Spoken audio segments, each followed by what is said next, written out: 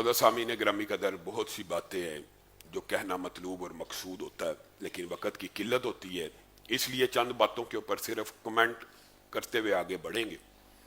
पहली बात, गुज़िश्ता खुतबे के अंदर वज़ीर आला पंजाब के आर्डीनेंस बसंत के हवाले से मुफस्सल तौर के ऊपर आपके सामने गुफ्तगू को रखा और उसके बाद हुकूमत से यह मुतालबा किया कि इस खेल के ऊपर पाबंदी को बरकरार रखा जाए। ये अजीब लॉजिक और मंतक है कि जिस वक्त पाबंदी बसंत के ऊपर, डोर के ऊपर, हर चीज के ऊपर मौजूद थी, फिर भी गर्दनें कटती थी, और आज पाबंदी खत्म कर दी जाएगी और अब गर्दनें नहीं कटेंगी।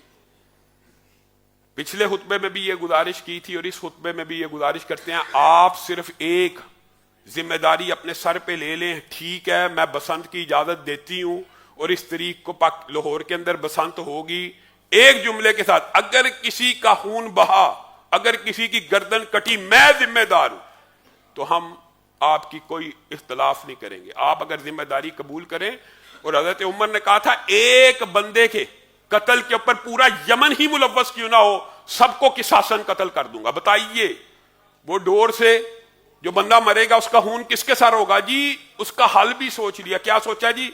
मोटरसाइकिल के आगे एक एंटीना लगा दिया जाएगा। आपको इंजीनियरिंग यूनिवर्सिटी का वाकया भूल गया कि बाप आगे बैठा, बच्चा पीछे बैठा है, डोर बाप और बच्चे के दरमियान गिरी है, बच्चे की गर्दन कट गई है, बाप बच गया। अगला वाला एंटीना आगे आने वाली डोर को रोकेगा। फिर जी ऐसा डिजाइन किया जाएगा जो वो ऐसे गोल घूमता हुआ आएगा।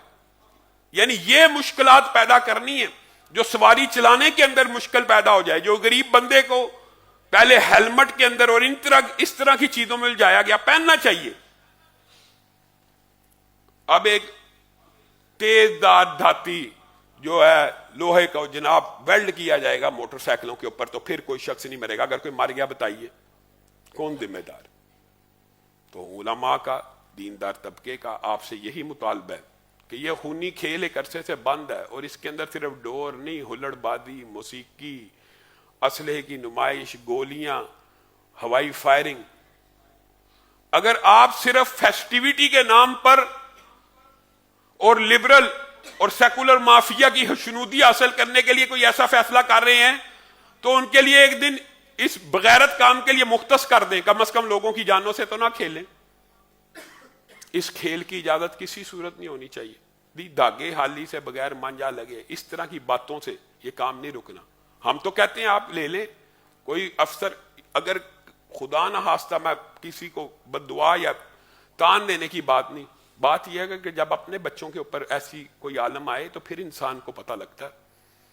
जिसका एक ही बच्चा मर जाए, असल क़यामत उसकी तो जिंदगी है, उसके लिए तो ये है कि चाहे सारी दुनिया के बच्चे जिंदा हो, मेरा तो फोत हो गया ना। आप ये क्यों नहीं सोचते?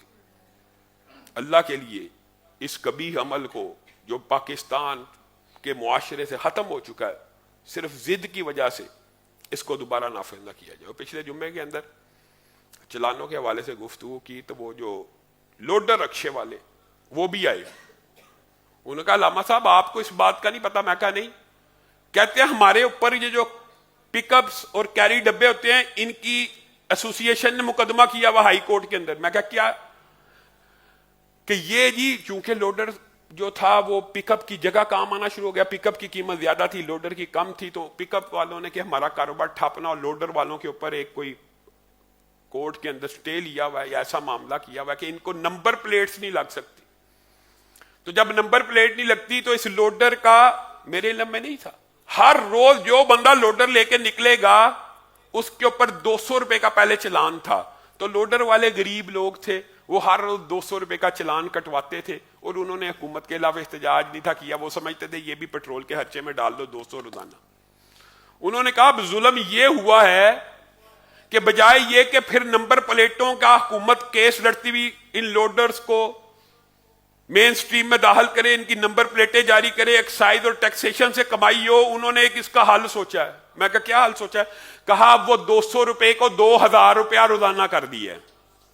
हर लोडर रक्शे वाला 2000 रुपया जेब में रख के निकले, एक दिन में एक चलान होगा, ये असूल है। और वो कोई दूसरा रोके तो उसको पिछला चलान दिखा दे। मुझे बताए गरीब क्या करे? लोडर रक्शे वाले यानी उन बेचारों की अगर एक मां की कमाई 60, 70, 80 हजार होती है तो उसमें से 60,000 गवर्नमेंट को ये देना। इन्ना लिल्लाहि व इन्ना इलैहि राजिऊन। और ये अपनी अदाओं पे आप गौर करें, आप गरीब का सांस भी बंद करना चाह रहे। इस तरह के कवानीन को गरीबों का सांस बंद करने के लिए इस्तेमाल ना कीजिए।